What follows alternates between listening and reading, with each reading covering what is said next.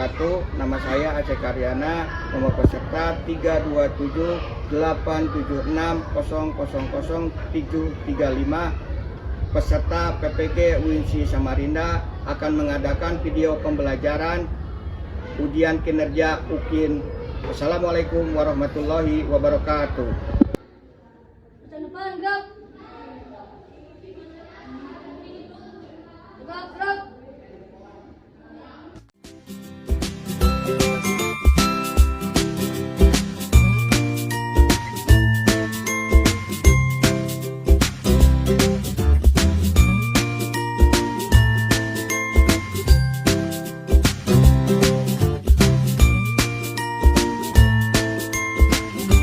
Assalamualaikum warahmatullahi wabarakatuh. Waalaikumsalam warahmatullahi wabarakatuh. Tepuk fokus. Melihat, mendengar, mengingat, fokus. Tepuk konsentrasi. Aku konsentrasi karena aku ingin tahu guruku berbicara, aku yang mendengarkan. Siap. Apa kabar kalian hari ini? Alhamdulillah, luar biasa. Allahu Akbar. Sebelum kita ke pembelajaran, marilah kita berdoa dulu supaya kita dikayakan ilmu, supaya kita ada dalam lindungan Allah Subhanahu wa taala. Silakan yang bermimpi doa jam-jam. Siap, beri salam. Assalamualaikum warahmatullahi wabarakatuh. Berdoa. Bismillahirrahmanirrahim. Raditu billahi rabban wa bil islami dinan wa bi Muhammadin nabiyyan wa rasulan. Rabbi zidni ilman warzuqni fahman bi rahmatika ya arhamar rahimin. Amin. Bismillahirrahmanirrahim. Alam nashrah laka sadrak wa wada'na anka wizrak alladzi anqadha dhahrak wa rafa'na laka dhikrak fa inna ma'al usri yusra inna ma'al usri yusra fa idza faragta fansab wa ila rabbika farghab. Shadaqallahul adzim. Pada kesempatan ini kita berdoa berdoa, mudah-mudahan diberi kelancaran, diberi kekayaan ilmu. Alhamdulillah. Untuk materi pada kesempatan hari ini, sebelum menginjak kepada materi, apakah sekalian semua hadir? Alhamdulillah semuanya hadir, semuanya sehat. Materi yang akan kita pelajari pada kesempatan hari ini adalah tentang ketetapan Allah. Sebelum kita menginjak kepada ketetapan Allah, sebelum kita menginjak kepada pembelajaran pada materi yang ketujuh, kita belajar tentang pelajaran 6. Apa pelajaran 6? Surah Al-Alaq. Apa Al-Alaq?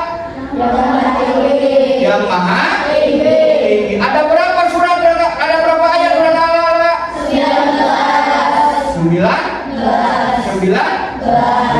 Diturunkan di mana Al-Alaq? Di kota Mekah. Itu pelajaran 6 semester 2 di kelas 6. Kita menginjak kepada pelajaran 7. Pelajaran 7 tentang ketetapan Allah Subhanahu wa taala. Tujuan daripada pelajaran 7 yang pertama adalah anak didik mempelajari materi tentang kodo jeung kodar. Satu, anak didik siswa meyakini adanya kodo dan kodar. Yang kedua, anak didik menjelaskan makna kodo dan kodar. Yang ketiga, menjelaskan perbedaan antara qada dan qadar. Yang keempat adalah menjelaskan makna macam-macam takdir dengan benar. Itulah tujuan pembelajaran pada kesempatan hari ini.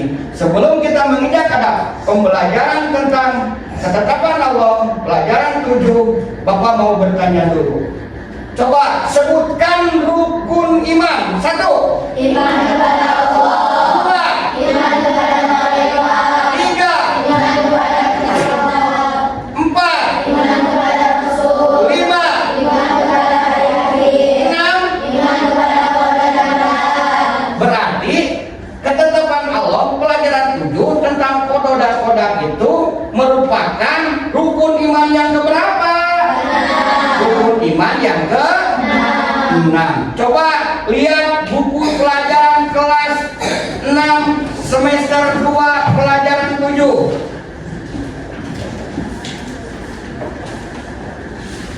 Ada? Ada? Apa qada?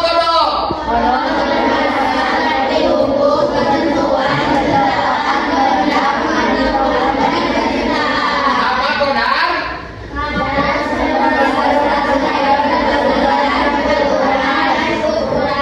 Coba lihat video yang akan tentang ketetapan dan ketentuan Allah tentang qada dan qadar. Perhatikan, pahami, pelajari oleh kalian. Assalamualaikum warahmatullahi wabarakatuh. Bagaimana kabar anak-anak hari ini? Semoga dalam keadaan sehat dan dalam lindungan Allah Subhanahu wa taala. Pembahasan kali ini kita akan membahas iman kepada qada dan qadar.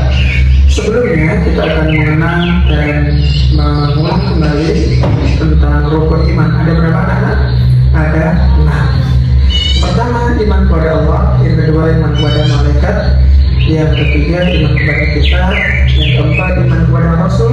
Yang kelima, iman kepada hari akhir. Dan yang keenam adalah iman kepada qada dan qadar. Pembahasan kali ini adalah rukun iman yang ke-6, yaitu iman kepada qada dan qadar. Ada yang sore dan soleha, pernahkah anak-anak membayangkan kenapa anak-anak lahir di Indonesia, bukan lahir di Jepang misalnya, bukan lahir di Korea misalnya? Pernahkah anak-anak berpikir kenapa saya lahir dari orang tua yang saat ini, bukan lahir jadi anaknya presiden misalnya? Nah, anak yang soleh dan soleha itu merupakan qada, ketetapan dari Allah Subhanahu wa taala.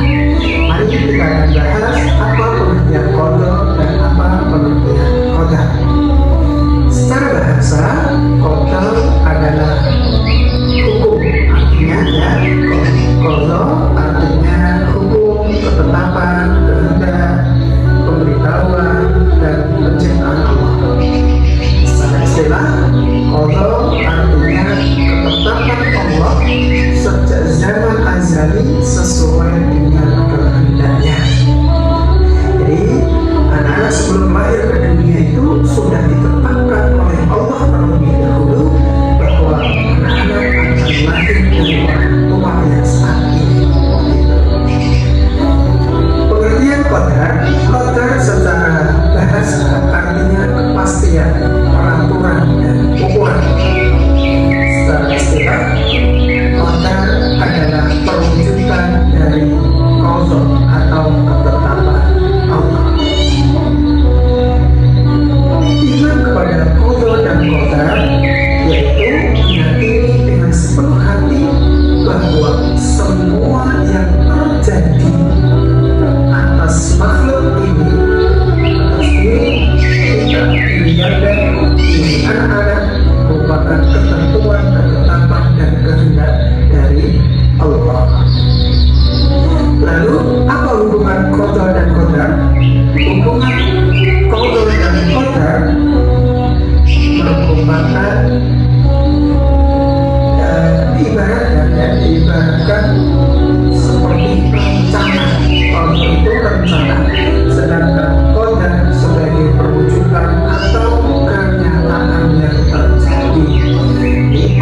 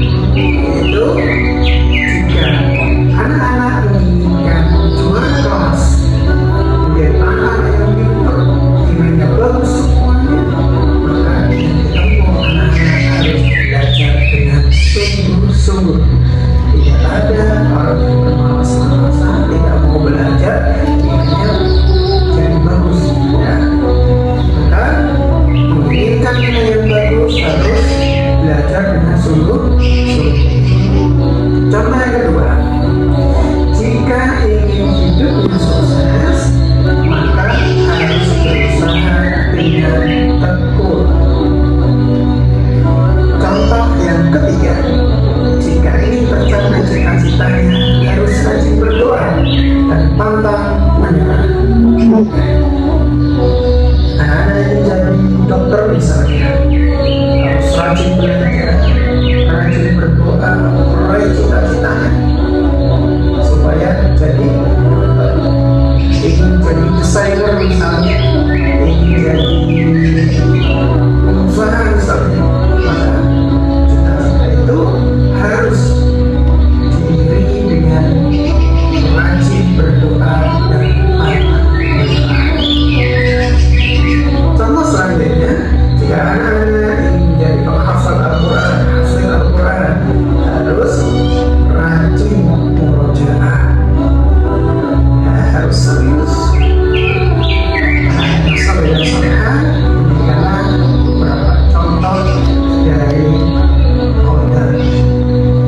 Selanjutnya, qadar disebut dengan takdir. Qadar disebut dengan takdir. Pembagiannya, pembagian takdir ada dua, takdir mubrom dan takdir mu'allaq. Apa itu takdir mubrom? Takdir mubrom adalah takdir yang tidak bisa berubah. Contohnya, lahir dari suku apa? Anak-anak, misalnya pengen lahir dari suku Sunda, tidak bisa karena anak-anak sudah terjadi lahir dari suku Jawa. Orang tua dari siapa? Nggak bisa milih, ya. Jenis kelaminnya apa, kematian dan lain sebagainya. Itu contoh dari takdir mubrom. Contoh dari takdir mu'allaq, ya. Namun sebelumnya takdir mu'allaq itu apa? Takdir mu'allaq adalah takdir yang dapat dirubah dengan ikhtiar dan doa. Ikhtiar itu apa? Ikhtiar adalah usaha dengan sungguh-sungguh. Contohnya, orang yang bodoh bisa menjadi pandai, bisa menjadi pintar jika dia belajar dan berdoa. Anak-anak yang soleh dan solehah, lalu kita bisa mengambil hikmah beriman kepada qadar dan qadar. Yang pertama, menumbuhkan kesadaran dan keyakinan bahwa keputusan hanya berada di tangan Allah. Yang kedua, meningkatkan ketakwaan. Yang ketiga, sabar dalam menghadapi cobaan dan ujian. Yang keempat, mendorong manusia untuk berikhtiar dan berdoa. Yang kelima, tidak pernah putus asa. Kemudian, bagaimanakah sikap kita sebagai seorang muslim yang beriman kepada qadar dan qadar? Harus yang pertama, sabar dalam menghadapi ujian dari Tuhan. Yang kedua, tidak putus asa dalam menerima ketentuan Tuhan. Yang ketiga, mendorong manusia untuk berikhtiar dan berdoa dalam meraih cita-cita. Nah, saudara solehah, demikian pembahasan kita hari ini, pembahasan tentang qadar. Mudah-mudahan bermanfaat. Assalamualaikum warahmatullahi wabarakatuh. Itulah tadi tentang pelajaran 7. Pada kesempatan hari ini kita dipelajari. Udah paham? Coba sekarang Bapak ingin membagikan LKPD. LKPD-nya nanti dibagikan oleh Bapak. Nah, dibagikan nanti dibagikan.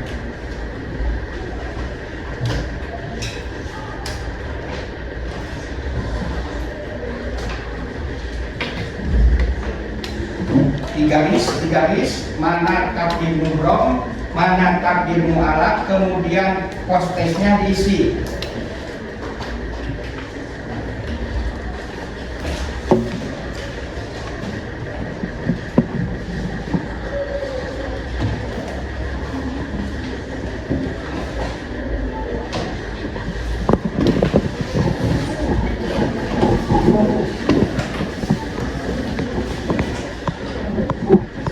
diisi.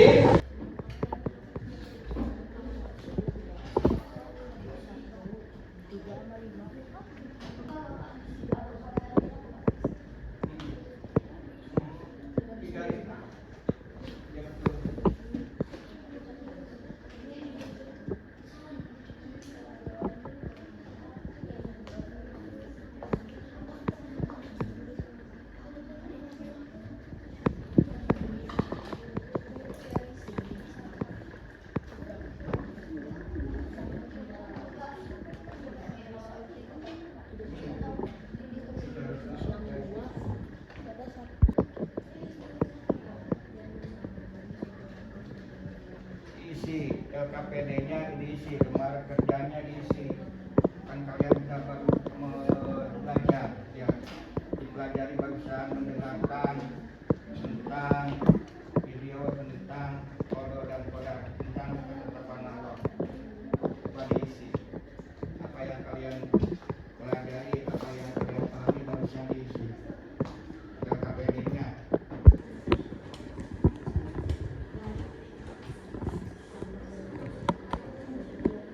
Digaris. Nah, ini digaris coba. Misalkan takdir mubrom digaris, takdir mu'alaf digaris. Misalkan takdir mubrom itu ketentuan Allah ya. Nah, garis. Ya. Yuk. Ya. So. Ya. Ada yang bisa? Garis.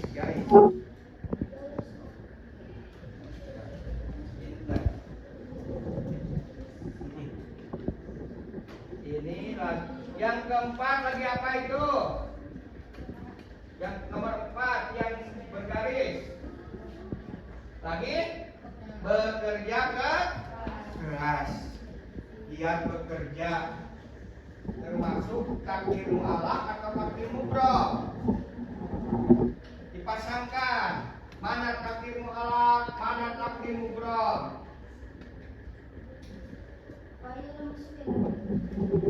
Nomor 9.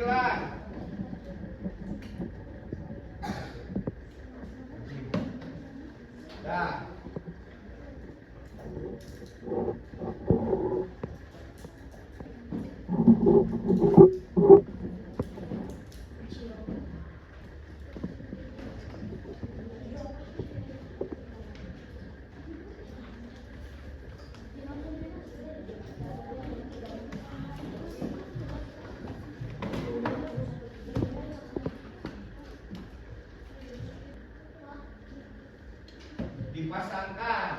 Dipasangkan misalkan takdir mu'alaf yang nomor 1.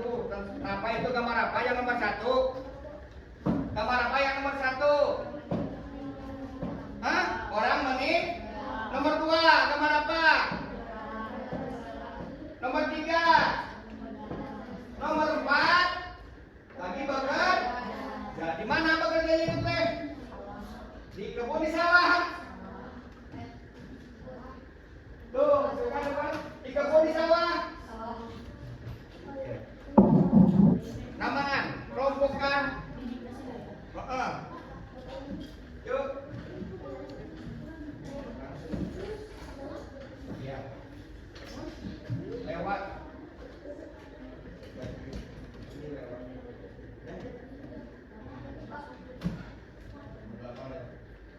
Yuk. Ya, ini.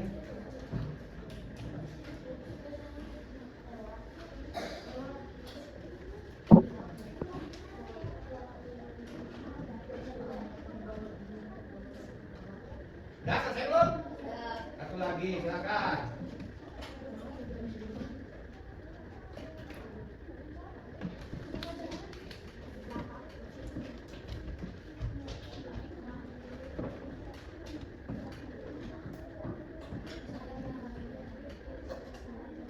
Pasangkan mana takdir mu'alaf, mana takdir mubrom. Pasangkan.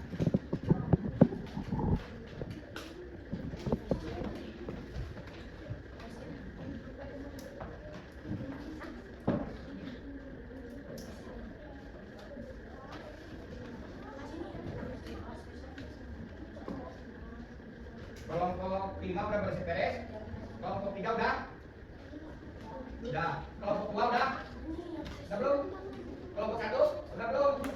Kelompok 3, 4 belum. Silakan. Silakan untuk ke depan. Untuk kelompok 5 ke depan. Boleh semuanya, boleh 2 orang atau 3 orang. Cepat, semuanya boleh. Kamu satu bacakan. Presentasikan. Ya.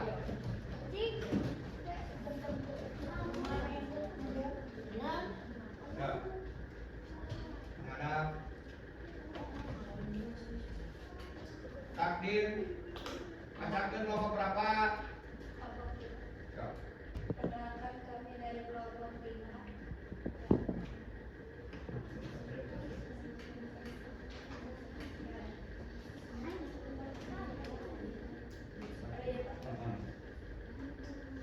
Gambar tersandung menunjukkan takdir mudorot. Dan gambar kedua menunjukkan takdir mu'alaf. Gambar ketiga menunjukkan takdir mudorot. Dan yang keempat menunjukkan takdir mu'alaf. Betul salah? Betul. Nomor 1 takdir mubrom. Nomor 2 takdir mu'alaf. Nomor 3 takdir. Nomor 4 takdir. Bagus, silakan duduk. Sekarang kelompok 4, silakan. Yang ini.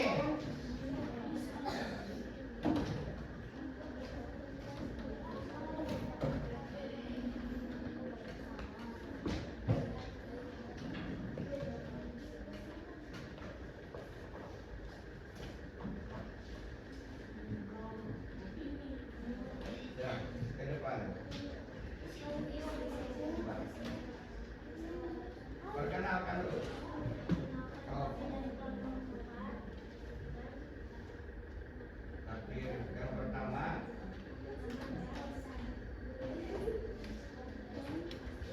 Takdir. Yang kedua. 3. Yang keempat. Bagus, alhamdulillah. Sekarang kelompok 1 untuk posternya. Posternya yang itu, yang AA.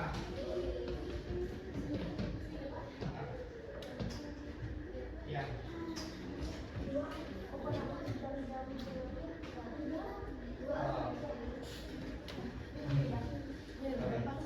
Nomor 1, silakan perkenalkan.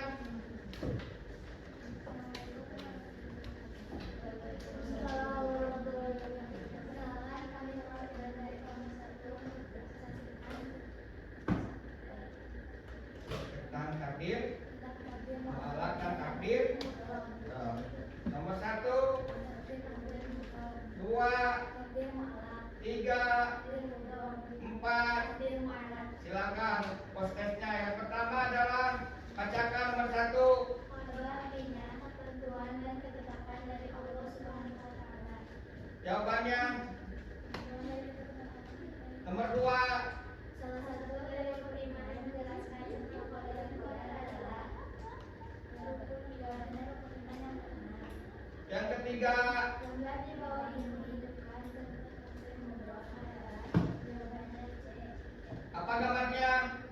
Orang yang paling Nomor 4. perhatikan beberapa gambar di bawah ini. 1. Warna merah. Jawabannya Dari beberapa gambar di atas, kita coba menggunakan adalah nih, apa itu? 2, 4, dan 6. Bagus. Nomor 5.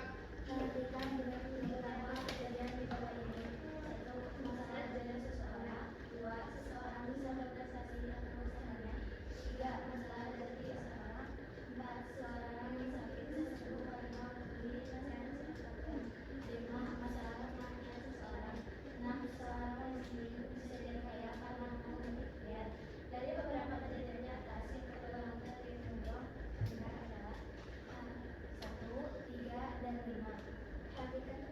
Dah, alhamdulillah kan duduk. Alhamdulillah.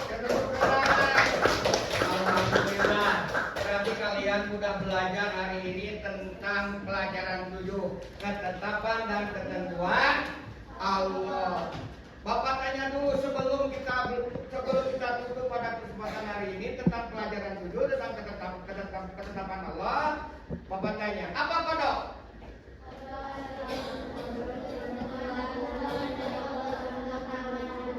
Apa kodar? Kemudian apa takbir mubrom? Apa takbir mualaf? Contoh takbir mubrom. Orang yang meninggal. Contoh takbir mualaf. Alhamdulillah kita semua pada hari ini telah belajar tentang ketetapan Allah pelajaran 7 di semester 2 kelas 6. Alhamdulillah. Itulah pelajaran 7 ya, pembahasan pada kesempatan hari ini. Mudah-mudahan banyak manfaatnya. Mudah-mudahan kita dikayakan ilmu. Ditutup dengan hamdalah. Alhamdulillahirabbil alamin. Ditutup dengan doa.